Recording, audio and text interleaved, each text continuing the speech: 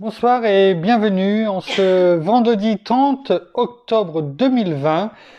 Et excusez-nous, nous n'avons pu mettre et avertir l'heure de la méditation, mais je sais que la plupart du temps, les personnes qui regardent en tout cas sont averties du début du direct.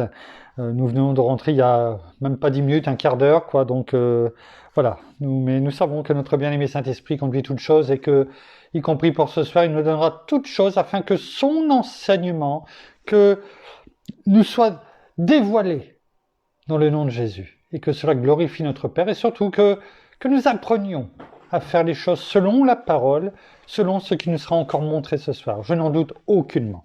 Alors, ce soir, nous en sommes rendus à la méditation numéro 224 dans le livre Les psaumes des temps modernes de notre ami pasteur Jean-François Denis. Et nous allons prendre sans plus tarder le titre de ce soir. Entendre Dieu pour ta vie vient premièrement à travers ses écrits. Beaucoup recherchent Dieu aujourd'hui à travers divers raccourcis. Mais comprends bien ce qui suit. Si tu désires réellement entendre sa voix pour ta vie, sache qu'il, c'est-à-dire Dieu, communique avec nous à travers tous ses écrits, c'est-à-dire la Bible. Il est écrit dans Romains 10, 17, et voici ce que la Bible déclare, donc en Romains 10, 17, « Ainsi, la foi vient premièrement de ce que l'on entend par notre ouïe, et ce que l'on entend vient de ce que Christ nous a déclaré à travers tous ces manuscrits. » Dans le doute, je t'encourage à vérifier sur ta tablette. Et je t'invite à enlever tes lunettes et porter ton oreillette. Car il n'y a sur terre aucune autre recette. Dieu nous a laissé le plus incroyable des manuels pour que nous soyons dirigés et préservés à travers notre appel.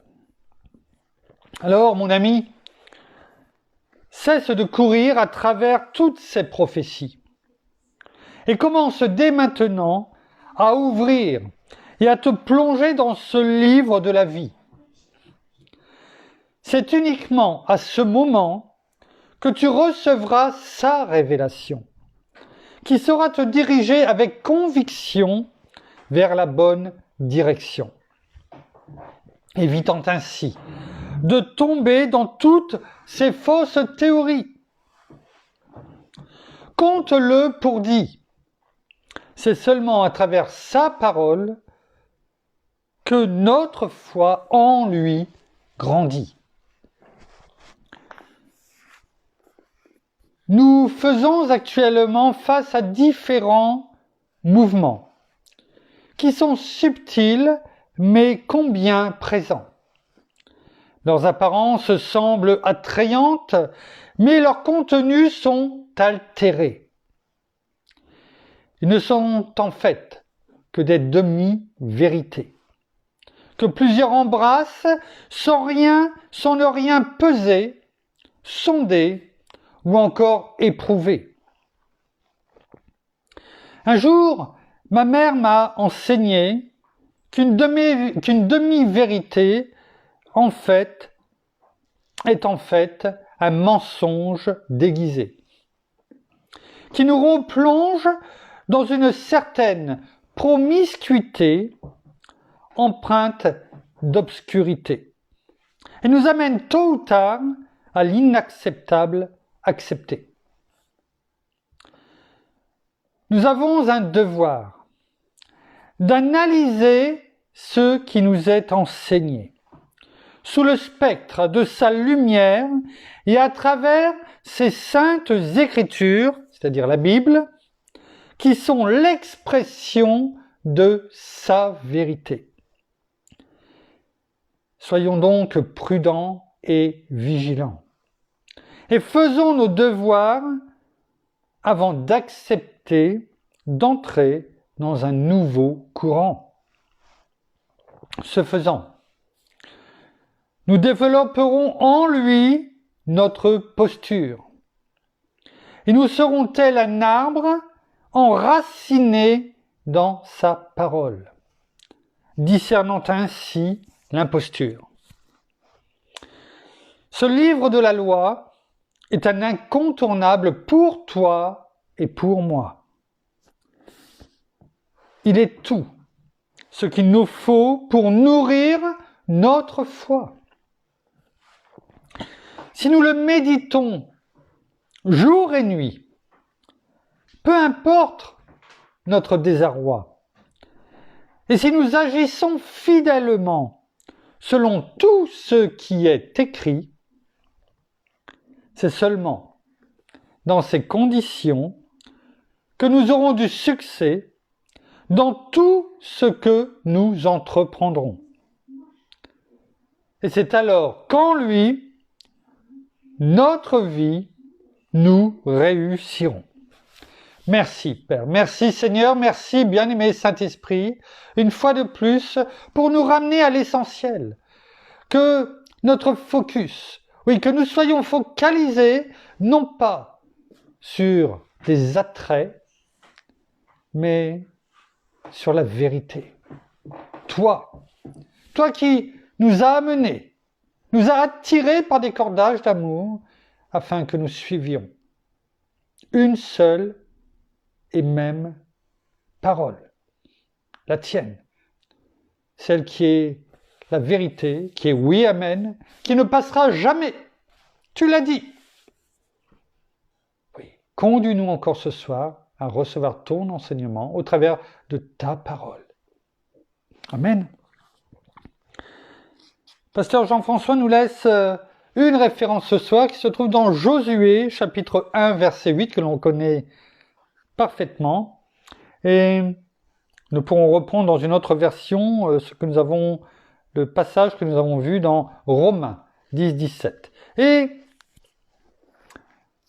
le thème de ce soir, vous l'avez bien compris, direction et focus sur la parole de Dieu qui est la seule. Amen de nous conduire. C'est pas le même amen, c'est le verbe amener, à nous conduire. La seule. On le sait très bien. On l'a vu avec le peuple d'Israël qui, lorsqu'il n'a pas suivi les commandements, la parole de Dieu, s'est perdu dans tous les domaines.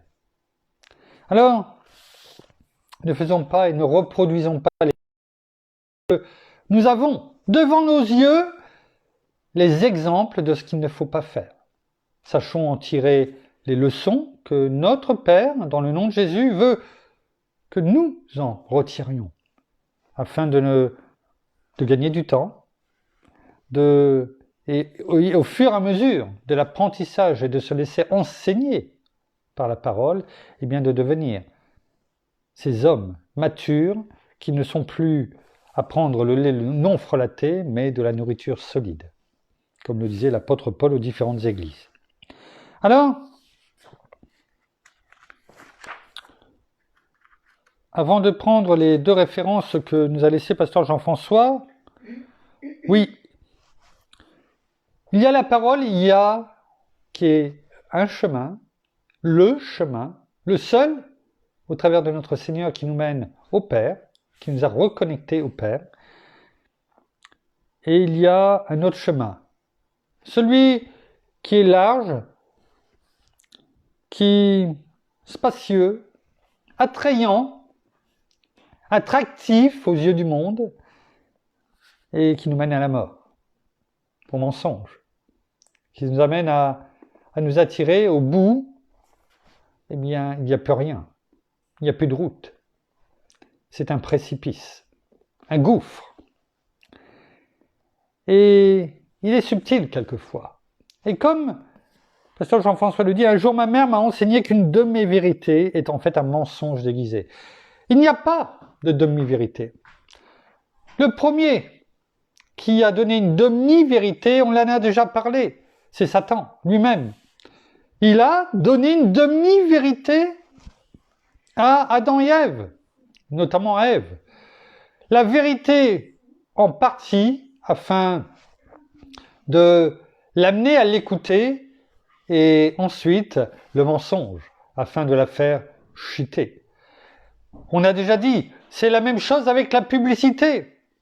Bien souvent attrayante, attractive, oui, de la vérité dans ce qu'ils disent, mais pas que. Qu'une partie de la vérité.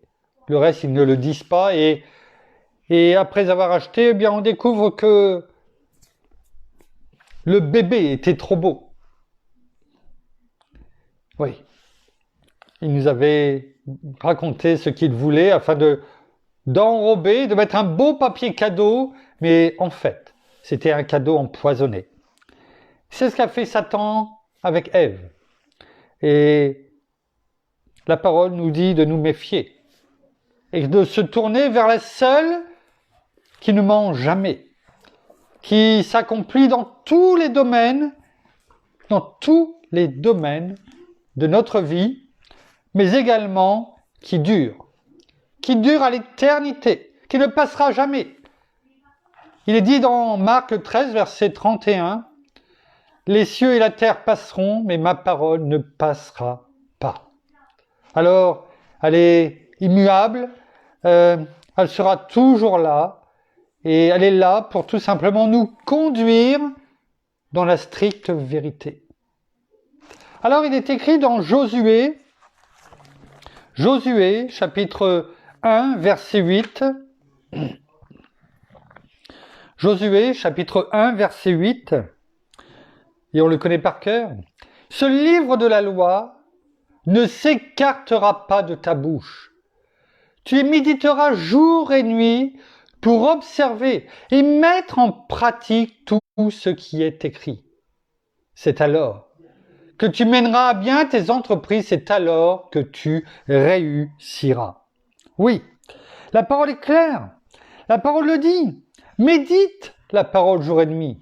Médite-la, pas simplement pour la méditer, mais pour observer et surtout mettre en pratique tout ce qui est écrit. Et elle ne doit pas s'éloigner de quoi? De tes yeux? Non, de ta bouche. Pourquoi? Parce que on l'a déjà vu. Tu dois la méditer, tu dois la proclamer, la déclarer pour bien sûr les autres, mais aussi pour ta vie. Car c'est ainsi que ta vie va être transformée, que tu vas être habitué à déclarer, à proclamer la parole pour toi, pour les autres, pour ta famille, pour tes enfants, pour tous ceux qui t'entourent, mais aussi pour toi, afin que tu réussisses dans toutes tes entreprises et dans tout. Tu réussiras. La parole est claire. C'est alors que tu réussiras. Nous devons avoir l'habitude d'avoir des pensées sages. Et il n'y a que la Bible, la parole de Dieu elle-même qui peut nous y conduire. Lorsque nous ouvrons la parole comme nous venons de le faire, ce n'est pas simplement une lecture, c'est Dieu qui nous parle. Notre Père nous parle. Ne cherchons pas. Bien sûr, notre Père, s'il le souhaite, peut nous parler de différentes manières. Je ne dis pas le contraire. Mais malheureusement, bien souvent, beaucoup de personnes nous disent « Est-ce que tu as entendu Dieu te parler ?» Et disent « Dieu m'a dit, Dieu m'a dit, Dieu m'a dit ». C'est possible, peut-être. Mais Dieu nous dit chaque jour quelque chose, à chacun d'entre nous, et plusieurs fois par jour. Pour cela, il suffit d'ouvrir la parole de Dieu, de se laisser conduire, de se laisser inspirer par notre bien-aimé Saint-Esprit. Vous voulez entendre Dieu tout en disant la vérité? Ouvrez la parole et Dieu vous parlera. Ça, c'est une certitude. Et là, vous n'aurez pas à vous tromper, à savoir si le mouvement que vous suivez est le bon, parce que c'est la parole que vous suivez. Non pas une parole diluée, frelatée, mais la vraie. Celle qui vient de notre Père. C'est cela le plus important. Alors, le thème, bien sûr, de ce soir, le livre de la loi, la Bible que nous avons entre nos mains. Regardons ce qui est dit également dans Romains 10, 17. Là aussi, on le connaît par cœur. En tout cas, nous avons l'habitude avec mon épouse de le dire chaque jour. De même que Josué 1, 8. Il n'y a pas de hasard. Qu'est-il dit dans Romains 10 au verset 17? Ainsi, la foi vient de ce qu'on entend. Et ce qu'on entend vient de la parole de Christ. Voyez un petit peu entre Josué 1, chapitre 8 que nous venons de dire, et Romains 10, 17. Regardez bien. Ainsi la foi vient de ce qu'on entend. Non pas forcément ce que l'on lit, bien sûr, mais ce qu'on entend. Écoutez bien, c'est important. Pourquoi? Parce que dans Josué, chapitre 1, verset 8, on a dit « Ce livre de la loi ne s'écartera pas de ta bouche. » C'est-à-dire que lorsque l'on dit quelque chose, là je parle. Et quand je parle, on entend. Vous voyez le rapport entre Josué 1, 8 et Romains 10, 17. On dirait que c'est la suite. On n'éloigne pas le livre de la loi de sa bouche, c'est-à-dire qu'on la lit haut et fort, parce qu'en le faisant, on déclare et on proclame. Et on apprend. Notre cerveau entend, mais pas que notre cerveau. L'ennemi entend ce que l'on dit. Notre Père apprécie que nous déclarions et proclamions la parole. C'est comme si on avait une discussion avec lui. Bien sûr, on peut l'avoir par la prière. Bien faux. Mais en déclarant la parole, en la lisant haut et fort et en la déclarant de notre bouche, on entend. Et la parole est claire. Ainsi, la foi vient de ce qu'on entend, ce que l'on dit, ce qu'on entend, et ce qu'on entend vient de la parole de Christ, de Dieu. C'est la même chose. Vous voyez un petit peu le parallèle? L'un est la suite de l'autre. Et on ne peut pas dire « Je n'entends pas Dieu, il ne me parle pas, est-ce qu'il est vraiment là ?» Oui, il est là, parce que lorsque tu t'accroches à la parole, lorsque tu la déclares et la proclames de ta bouche, tu l'entends, et si tu l'entends, eh bien, ta foi en notre Père, en notre Seigneur, en notre bien-aimé Saint-Esprit, dans toute la parole de Dieu, s'anime par notre bien-aimé Saint-Esprit qui est en nous. La parole est claire. Ce sont deux versets que l'on peut mettre côte à côte et que l'on dit, en tout cas avec mon épouse, chaque jour. Parce que c'est une vérité absolue. Elle doit être ancrée. Ça doit être notre ancrage. Non pas que ces deux versets, la parole. Et ces deux versets nous montrent clairement que la parole, sans la parole, eh bien, on ne réussira rien. C'est la parole de Dieu.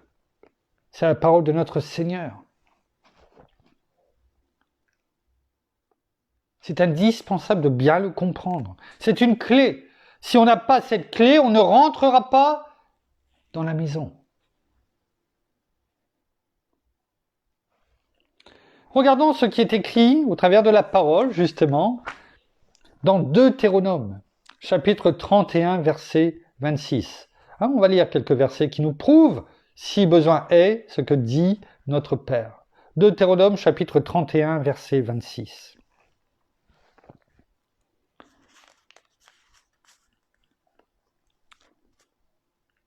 Ce sont les dernières paroles de Moïse au travers de ce chapitre 31. Et au verset 26, il dit au peuple, « Prenez ce livre de la loi et mettez-le où ça? À côté de l'arche de l'alliance de l'Éternel, votre Dieu. Il sera là comme témoin contre toi. » Et regardez ce qui est écrit, c'est important de le dire après, parce que c'est toujours d'actualité pour nous aujourd'hui. Et pourquoi il faut que nous ayons toujours ce livre de la loi, non seulement à côté de nous, pas simplement fermé, bien sûr, ouvert. C'est pourquoi il était à côté de l'arche de l'Alliance, parce que c'est là, à cette époque, où Dieu venait au milieu et qu'il se révélait. Et là aujourd'hui, par notre Seigneur, nous avons cet accès librement, nous pouvons accéder librement auprès de notre Père. Et encore plus en ayant toute la parole, dans son entièreté. Et ce livre de la loi, s'il ne devait pas s'éloigner de l'arche de l'Alliance, à combien? Il ne doit pas s'éloigner de nous qui sommes le temple de Dieu. L'Esprit de Dieu est en nous, par notre bien-aimé Saint-Esprit. Et la parole ne doit pas s'éloigner. Pourquoi? Regardez ce qui est écrit au verset 27.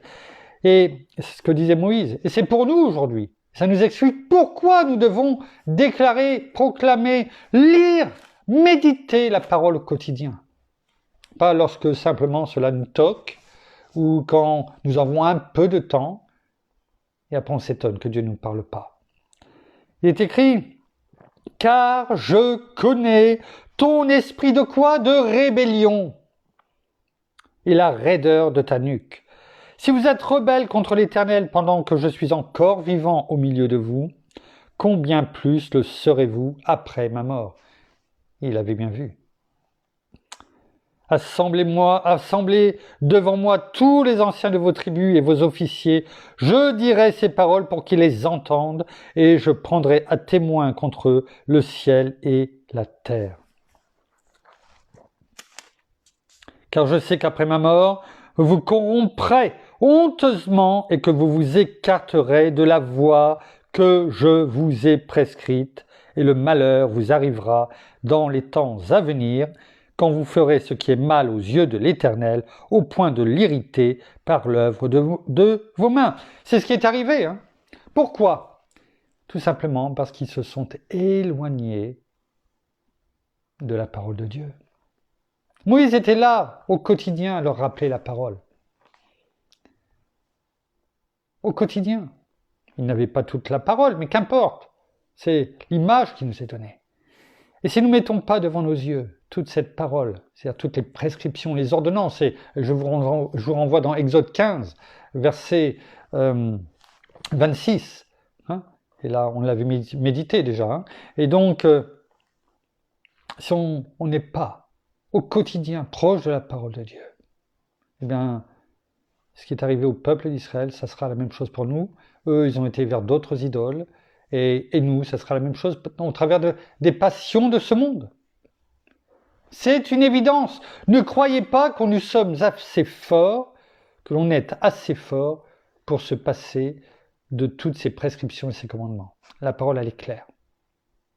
Si tu ne fais pas ce que je te dis, eh bien, tu t'exposes, et c'est une certitude à être happé par le monde. Dans le livre des rois, 2 rois, chapitre 22, verset 8. Il est écrit, et là c'est au temps du roi de Juda, Josias, roi de Juda, qui était très jeune lorsqu'il est arrivé au pouvoir. Il avait 8 ans lorsqu'il devint roi. Il régna 31 ans à Jérusalem, et il fit ce qui est droit aux yeux de l'Éternel, et marcha dans toute la voie, il est écrit, de David son père. Il ne s'en écarta ni à droite ni à gauche. Pourquoi? Parce que il voulait tout simplement être droit dans les voies de Dieu. Et il est écrit au chapitre 22, verset 8, « Alors le souverain sacrificateur Hilkia dit à Shaphan, le secrétaire, « J'ai trouvé le livre de la loi dans la maison de l'Éternel. » Hilkia donna le livre à Shaphan qui le lut. Puis Shaphan l'a apporté au roi, Josias, et Josias était tellement heureux d'entendre les paroles du livre de la loi. On a déchiré ses vêtements comme il était de coutume à l'époque, et il a ordonné que ce livre soit lu devant tout le peuple, parce qu'il avait vu au travers de la loi, du livre de la loi, que son peuple, ainsi que leur père, avant eux, s'étaient éloignés du livre de la loi de Dieu. Pourquoi? Parce que ce livre avait été perdu. Comment on le sait? Parce qu'il est écrit.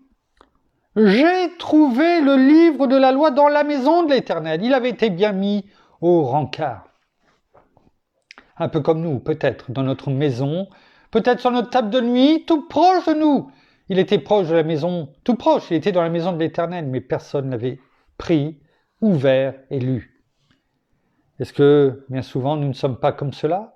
Nous n'ouvrons pas la parole de Dieu, nous ne la lisons pas, et comme il nous est montré, eh bien, les pères, les fils et leurs enfants, eh bien, se sont éloignés et ont succombé aux tentations du monde, de leur époque, et de louer d'autres petits dieux, avec un petit D. Et lorsque le roi Josias l'a compris, eh bien, il en a déchiré ses vêtements, a ordonné que ce soit lu, mais il savait, eh bien, que malheureusement, il y aurait des conséquences. C'est ce qui est dit ensuite dans le reste de ce chapitre que je vous invite à lire dans 2 Rois, chapitre 22, chapitre 22. Dans le chapitre 23, au verset 2, qu'a fait Josias une fois que ce livre a été retrouvé, lu et devant tout le monde? Eh bien, il est écrit: puis le roi monta à la maison de l'Éternel avec tous les hommes de Juda et tous les habitants de Jérusalem, les sacrificateurs, les prophètes et tout le peuple, du plus petit au plus grand. Il lut à leurs oreilles. C'est-à-dire qu'il n'avait pas, il ne le lisait pas. Lui, il l'a lu et eux, ils ont écouté. Vous savez, comme on a lu, ainsi la foi vient de ce qu'on entend et ce qu'on entend vient de la parole de Dieu. Il lut à leurs oreilles toutes les paroles du livre de l'Alliance qu'on avait trouvé dans la maison de l'Éternel. Et pendant tout ce temps, il se tenait debout, aussi bien lui que tout le peuple. Bien sûr, il n'y avait pas toute la Bible, il n'y avait que les premiers livres, mais le livre de la loi, nous avons tout, y compris la Nouvelle Alliance. Alors, il n'est pas question de rester debout de la première lettre de la Genèse à la dernière lettre de l'Apocalypse, mais ce qui est important, c'est qu'en tout cas, elle ne s'éloigne pas de nous. Donc vous voyez l'importance, pour que tout un peuple, tout un royaume soit réuni du plus petit au plus grand, afin que la parole de vie, de vérité soit déclarée, proclamée, afin qu'il ne s'écarte plus du tout des voies de Dieu, parce qu'il savait qu'il allait y avoir des conséquences. Dans le livre des Chroniques, dans 2 Chroniques, chapitre 17 au verset 9. 2 Chroniques, chapitre 17 au verset 9, il est écrit, et là nous sommes passés du roi Josias, comment dirais-je, au roi Josaphat, toujours roi de Juda. Donc 2 Chroniques, chapitre 17 au verset 9, il est écrit, alors tous les ministres, comment dirais-je, donc il est donné les noms au verset 6, 7, 8, et alors tous les ministres du roi ainsi que tous les Lévites, qui étaient donc le peuple mis à part pour s'occuper, comment dirais-je, de toutes les lois, de tout le temple, etc. Eh bien, il est écrit au verset 9, ils enseignèrent, toutes ces personnes-là, enseignèrent en Juda, c'est-à-dire dans tout le royaume de Juda, en ayant avec eux, qu'est-ce qu'ils avaient avec eux? Le livre de la loi de l'Éternel. Ils enseignèrent en Juda, dans tout le royaume, en ayant avec eux le livre de la loi de l'Éternel. Ils parcoururent toutes les villes de Juda en enseignant parmi le peuple. Si, ils ont enseigné dans tout le royaume de Juda en ayant la parole de vie avec eux. C'est que c'était bon. C'est qu'ils avaient compris que c'était indispensable. Et ils n'avaient pas tout. Aujourd'hui, nous avons tout. Notre Père nous dit que cela ne s'écarte pas de ta bouche. Alors, il ne nous est pas forcément demandé d'aller dans tout le royaume de France, de toute la France, déclarer et proclamer la parole. Mais nous devons en tout cas l'avoir près de nous, la lire au quotidien, l'avoir aussi dans notre cœur, dans notre bouche. Je sais qu'avec mon épouse, eh bien, lorsqu'on va en clientèle, eh bien, on a la route, eh bien, on déclare et on proclame la parole de Dieu. Des versets que nous apprenons par cœur et que nous déclarons et proclamons. Aussitôt que nous rentrons dans notre véhicule, eh bien, jusqu'à ce que nous soyons arrivés, on déclare et on proclame la parole. Car notre foi est augmentée. La foi vient de ce qu'on entend, et ce qu'on entend vient de la parole de Dieu. Et quelles que soient les communes où nous allons, eh bien, nous savons que notre Père nous suit dans cette commune. Et que chaque commune où on ouvre un nouveau client, eh bien, cette commune, c'est comme si que nous la ramenions dans le royaume de Dieu. Amen. Il est écrit, donc, ensuite, là, on vient de lire, le verset 9, et pourquoi ils enseignèrent parmi le peuple. Regardez ce qui est écrit. La terreur de l'Éternel s'empara de tout le royaume, de tous les royaumes des pays qui environnaient Juda, tous ceux qui étaient autour de Juda. Et ils ne firent pas la guerre à Josaphat le roi. Les Philistins, vous savez que ça a toujours été la guerre avec les Philistins. On le sait, avec David et puis Goliath. Et on le voit, ça a toujours été la guerre. Regardez ce qui est dit. Des Philistins apportèrent à Josaphat des offrandes et un tribut en argent. Et les Arabes lui amenèrent aussi du petit bétail, etc., etc., etc. Josaphat continue à s'élever bien haut. Il bâtit en Juda des citadelles et des villes pour servir d'entrepôt. Tellement les choses affluaient. Il avait une grande activité dans les villes de Juda, ainsi que des guerriers vaillants héros à Jérusalem. Et ensuite, il y a le dénombrement. Pourquoi ?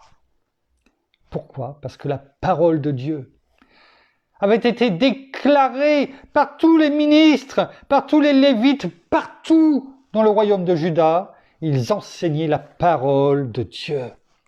Alors, peut-être que certains disent, des méditations tous les jours, est-ce vraiment nécessaire ? Oui, parce qu'on enseigne la parole de Dieu, on se laisse enseigner par Dieu au travers de ce que notre Seigneur Jésus-Christ veut nous enseigner par notre bien-aimé Saint-Esprit.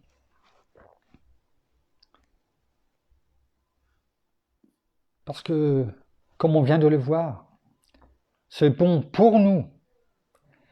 Mais tous ceux qui sont autour de nous, des royaumes qu'importe, des gens, les gens du monde, les royaumes du monde, et il y en a. Ne croyez pas que les royaumes du monde, les principautés, ils sont là, ils entendent. Les principautés, tout ce qui est écrit, il ne suffit pas de le dire chaque jour lorsqu'on se munit des armes de Dieu. On le sait, c'est déclaré. Car ce n'est pas contre la chair et le sang que nous avons à combattre. Ce sont contre les principautés, contre les pouvoirs, contre les dominateurs des ténèbres d'ici-bas, contre les esprits du mal dans les lieux célestes. Et toutes ces personnes qui sont conduites par tout ce que nous venons de dire.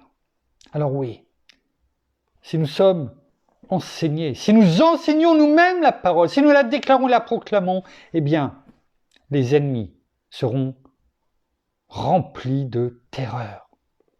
Voilà ce que la parole nous dit. Et la parole est oui et amen. Et ce qui est dit à ce moment-là, peut-être 914 ans avant l'ère de notre Seigneur Jésus-Christ, avant qu'il vienne sur cette terre pour nous sauver, eh bien, c'est toujours d'actualité dans notre vie. Les cieux et la terre passeront, mais ma parole ne passera pas. Et la parole est toujours d'actualité. Regardons encore 2 versets. Néhémie, on le sait. J'aime Néhémie. Tout ce qu'il a fait pour boucher tous ces trous dans cette forteresse, les murs de Jérusalem, qu'il fermait tous les trous et reconstruisait les portes. On l'a déjà médité. C'est l'image de ce que nous devons faire dans toutes ces brèches dans nos vies. afin qu'il n'y ait plus rien du monde qui pénètre en nous. Néhémie chapitre 8, verset 8. Il lisait distinctement, simplement en passant pour dire j'ai fait ma béa, j'ai fait ma bonne action, j'ai lu la parole, j'ai bonne conscience. Non. Il, au pluriel, pas Néhémie, il, au pluriel, lisait A-U-N-T, distinctement dans le livre de la loi de Dieu, et ils en donnaient le sens pour faire comprendre ce qu'ils avaient lu. Merci, bien-aimé Saint-Esprit, parce que c'est ce que nous faisons aujourd'hui depuis 224 jours. Notre bien-aimé Saint-Esprit, dans le nom de Jésus, par la grâce que notre Père nous a donnée, de pouvoir tenir bon, d'être persévérant, de pouvoir se laisser enseigner, méditer la parole en essayant de la rendre peut-être plus claire. Je l'espère en tout cas. Regardez. Et c'est un encouragement aussi pour moi. Ça me fortifie de lire cela. Parce que je me dis, eh bien, tu es dans la bonne voie. Et c'est un parfum de bonne odeur pour notre Père. Et je vous dirais franchement que, en lisant ceci, ça me fortifie. J'étais fatigué en arrivant, je suis plein de vigueur maintenant. Et c'est pas nouveau, c'est chaque soir comme cela. Merci.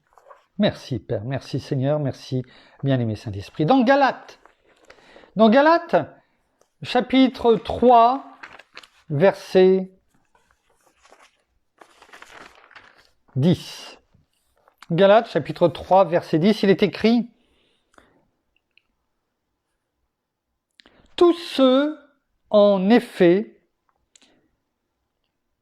qui dépendent des œuvres de la loi. » Vous voyez ? Écoutez bien. Tous ceux, en effet, qui dépendent des œuvres de la loi sont sous la malédiction. Car il est écrit, maudit, la parole est...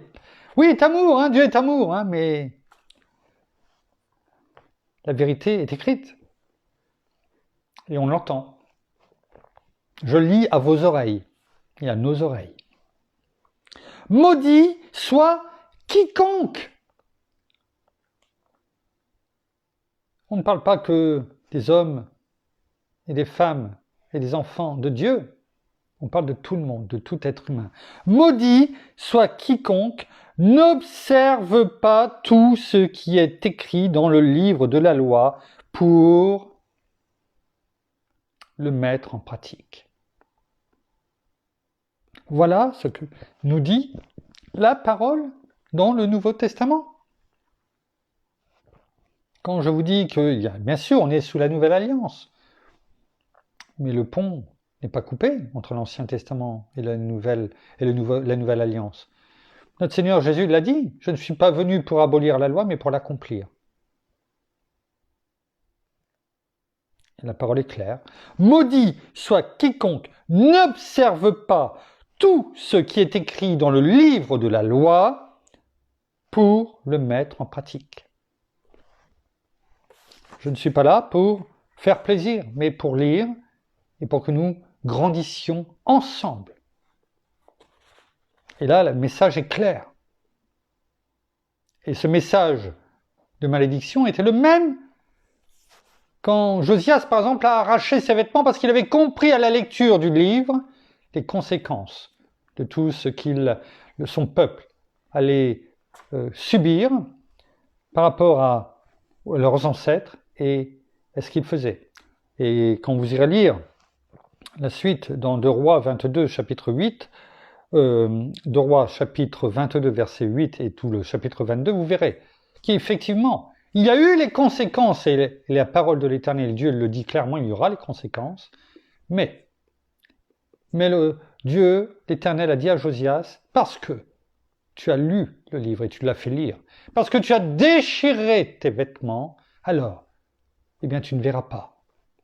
Je ne te laisserai pas voir tout ce qui va arriver à ton peuple, et tu seras enterré avec tes ancêtres dans la lignée de David. Alors peut-être que à nous, ça peut dire, mais donc en fait, il va mourir. Oui, mais Josias savait très bien que pour lui, il aimait tellement son peuple, il ne voulait pas le voir souffrir et voir ce qui allait lui arriver. Peut-être qu'il en serait mort. Et Dieu l'a voulu préserver, l'a préservé ainsi, lui. Donc, vous voyez la puissance de ce que dit la parole dans le fait que nous devons accrocher à notre cœur. La parole doit être une encre dans notre vie. On ne doit pas s'en séparer. Cela ne veut pas dire qu'on doit l'emmener partout où on va, sous le bras. On peut passer toute notre vie avec la Bible à nos côtés, dans la voiture, lorsque nous nous déplaçons, sous notre bras, dans notre sacoche, c'est très bien. Mais c'est pas ce que notre Père veut. Ce qu'il veut, c'est que nous l'ayons et que nous l'ouvrions. Que nous la lisions haut et fort pour que nous l'entendions en même temps, nous parler. Quand quelqu'un nous parle, je vous parle. Quand je lis, je ne lis pas.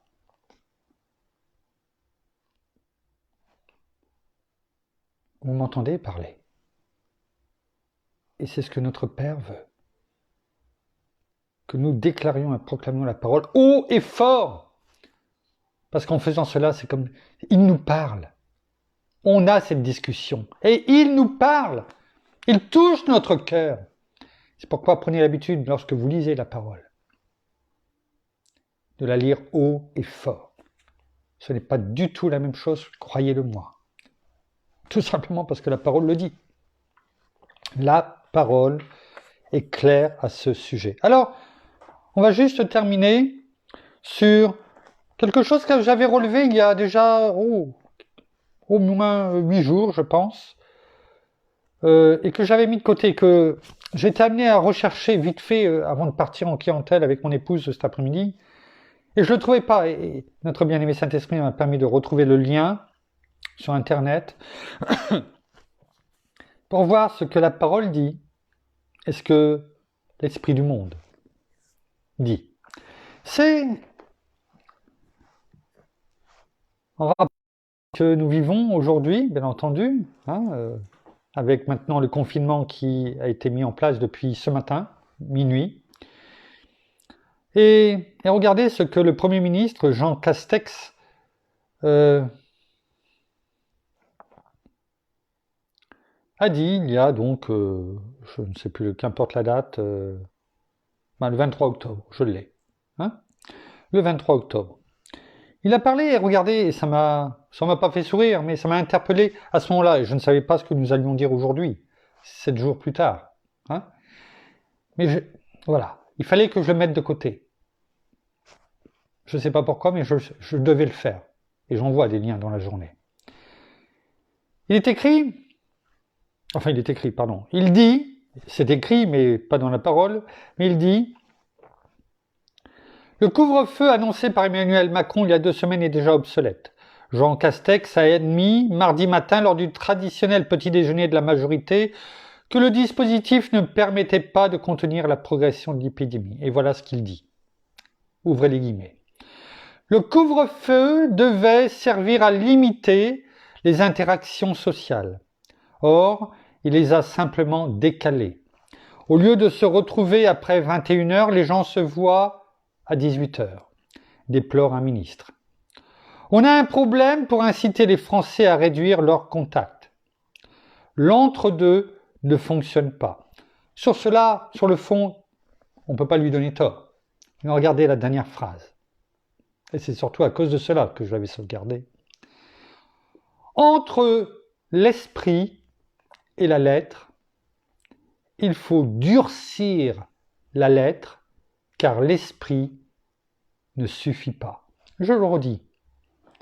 Entre l'esprit et la lettre, il faut durcir la lettre, car l'esprit ne suffit pas. Regardez, et regardons ensemble ce que la parole nous dit dans la seconde épître de Paul aux Corinthiens, donc dans 2 Corinthiens chapitre 3, on va le lire du verset 3 à 6 pour terminer. Les croyants, dans ce passage, il est dit que les croyants sont des lettres vivantes. Nous, en tant qu'enfants de Dieu, nous sommes des lettres vivantes. C'est peut-être la seule lettre vivante que beaucoup verront de leur vie. Peut-être qu'ils ne verront jamais le livre de vie, la parole. Et c'est peut-être simplement par cette lettre que nous sommes qu'ils en seront amenés à la lire et à être touchés. Il est écrit, à partir du verset 3 jusqu'au verset 6, « Vous êtes manifestement une lettre de Christ, écrite par notre ministère, non avec de l'encre, mais avec l'Esprit de Dieu, avec un grand E. Avec l'Esprit du Dieu vivant, non sur des tables de pierre, mais sur des tables de chair sur vos cœurs. Telle est l'assurance que nous avons par le Christ auprès de Dieu. Non que nous soyons par nous-mêmes capables de concevoir quelque chose comme venant de nous-mêmes, mais notre capacité vient de Dieu. On est bien d'accord. Il, écoutez bien, nous a aussi rendus capables d'être ministres d'une nouvelle alliance. Non de la lettre, mais de l'esprit, avec un grand E. Car, et vous verrez bien avec ce que nous avons lu et entendu de Jean Castex, Premier ministre de la France, car la lettre tue, mais l'esprit fait vivre. C'est-à-dire carrément l'opposé de ce que dit Jean Castex il y a 7 jours. Il faut durcir la lettre car l'esprit ne suffit pas. Bien sûr, c'était l'esprit avec un petit E. Il faut durcir la lettre. Alors que la parole nous dit, car la lettre tue, mais l'esprit fait vivre. Alors, si on n'a pas compris ce soir que le monde est carrément à l'opposé de la parole, on le voit, on l'a vu tout au long de ce que nous avons vu ce soir. Et on a pu voir, au travers juste de cette dernière phrase, combien nous sommes très éloignés de ce que pense le monde. Alors, gardons-nous du monde. Comment ? Eh bien sûr, en s'éloignant de tout ce qui risque de nous faire tomber. Et comment peut-on le faire ? Eh bien, en plongeant nos regards dans la loi, dans le livre de vie, de vérité, en laissant notre Père nous parler au quotidien, en déclarant et en proclamant la parole de nos bouches et en la gardant dans nos cœurs. Car l'esprit vivifie, mais la lettre tue. Merci Père, merci Seigneur, merci bien-aimé Saint-Esprit, de nous avoir encore enseigné et conduit ce soir. Nous terminons par la prière. Oh, merci Seigneur encore pour bien cette révélation encore pour chacun d'entre nous, pour nous montrer et pour nous apprendre que eh bien, la parole doit être toujours près de nous, dans notre bouche et dans notre cœur, afin que nous puissions la déclarer, la proclamer, chaque jour de nos vies, à chaque moment, quand tu le dis de prier sans cesse. Oui, la prière est importante, c'est notre relation que nous avons avec toi, Père, mais par la parole qui nous touche, qui nous transforme, qui nous fortifie. Et tu te révèles à nous par la parole. Alors merci encore de nous la montrer, de nous la faire vivre chaque jour, car la parole est vivante en nous. Oh, alléluia. Et elle est ce feu qui brûle en nous. Alors merci encore chaque jour de nous montrer et de nous apprendre aussi à aller chercher dans la parole ce que tu veux nous montrer, ce que tu veux nous dire, ce que tu veux nous enseigner, afin que la parole fasse partie de notre vie chaque jour et qu'elle nous touche, mais aussi que par là, bien nous puissions aussi toucher d'autres personnes. Merci parce que nous pouvons parler de toi. Et c'est en lisant la parole, en comprenant et en mettant la parole active dans notre vie et en la mettant en pratique chaque jour dans notre vie, que nous pourrons être ce bon témoignage, que nous pourrons être ces semeurs vis-à-vis de toutes ces personnes du monde, vis-à-vis de toutes ces personnes qui sont aveuglées et qui ont besoin d'être éclairées, qui ont besoin de ce que le voile du monde, mais aussi de tout ce que nous entendons, tout ce que nous voyons, eh bien, de toute cette obscurité s'éclaircisse. Alors merci encore de pouvoir nous enseigner, de nous montrer, de te révéler à nous chaque jour par la parole. Touche vraiment nos cœurs, mais aussi ceux de toutes les personnes que nous pouvons rencontrer et que nous soyons vraiment cette lumière aussi dans ce monde rempli de ténèbres. Alors soyez tous abondamment bénis, prenez tous soin de vous, prenez tous aussi soin de vos familles, de vos proches, et parlez. Le temps est venu à ce que nous parlions de lui, de ce que nous parlions et de ce qu'il fait pour chacun d'entre nous et de ce qu'il va continuer de faire dans les temps à venir. Parlez simplement aussi de son amour et de parler de tout ce qui se passe aujourd'hui dans le monde. Comme il est dit dans Apocalypse, dans les derniers temps, tout ce qui est mal sera appelé bien et tout ce qui est bien sera appelé mal. Vraiment, voilà, sachons discerner les choses et vraiment bien que l'esprit nous soit vraiment révélé chaque jour et que nous ayons vraiment ce discernement et cette sagesse. Alors soyez tous abondamment bénis dans le nom de Jésus. Amen.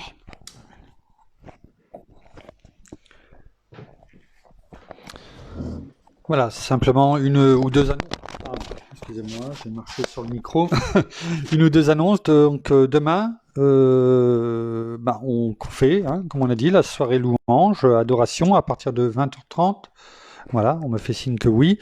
Donc on vous fera parvenir les liens, enfin tout ce qu'il faut en tout cas pour que vous puissiez donc mettre en même temps que nous donc la playlist des louanges afin que vous puissiez bien la chanter.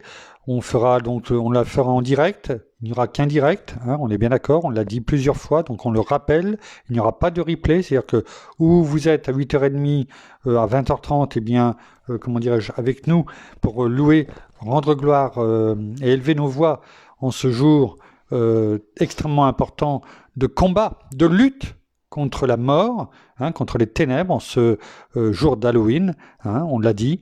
Donc ça c'est extrêmement important d'être là. Ensuite, chacun voit dans son cœur et envers Dieu ce qu'il doit faire, tout simplement. Deuxième chose, quelques nouvelles de notre ami Pasteur Georges, l'apôtre Georges, mon père spirituel, quelqu'un que j'apprécie au-delà de ce que l'on peut imaginer. Je l'ai eu très brièvement ce matin, je préfère l'avoir que par petites minutes, 2-3 fois par semaine, on va se contenter de ça, parce qu'il a été touché par le Covid, notamment sûrement lorsqu'il transportait les personnes donc dans son activité. Et donc là, cela fait déjà 15 jours c'était les derniers jours aujourd'hui de son traitement et il n'y avait pas beaucoup d'amélioration. Donc je demanderai, même si je ne doute aucunement que notre Seigneur le garde, le protège à sa main divine sur lui, mais de continuer à le porter tous ensemble dans ses prières, dans les prières au quotidien. C'est important parce que si nous ne prions pas les uns pour les autres, eh bien l'ennemi rigolera bien parce qu'il y a ce que l'on dit et ce que l'on fait. Alors en ce qui nous concerne, ce que nous disons, nous essayons à chaque fois de le mettre en pratique. J'espère en tout cas que cela sera le cas pour chacun d'entre nous, quel que soit l'endroit où nous sommes. Voilà, donc je voulais vous donner ces quelques nouvelles. La méditation de demain, on vous fera parvenir l'heure. Là, on pourra vous faire parvenir parce que où on était aujourd'hui, il n'y avait pas de connexion. Donc on a été pris par le temps. Elle sera sûrement beaucoup plus tôt parce que si la soirée louange est à 20h30, donc on fera la méditation plus tôt pour que nous puissions, un laps de temps pour se remettre entre les deux et enchaîner. Donc on vous fera parvenir cela. En attendant, nous saluons nos amis au Canada, au Québec, en francophonie. Nous vous aimons toutes et tous. Nous vous bénissons abondamment de toutes les bénédictions spirituelles dans les lieux célestes en Christ.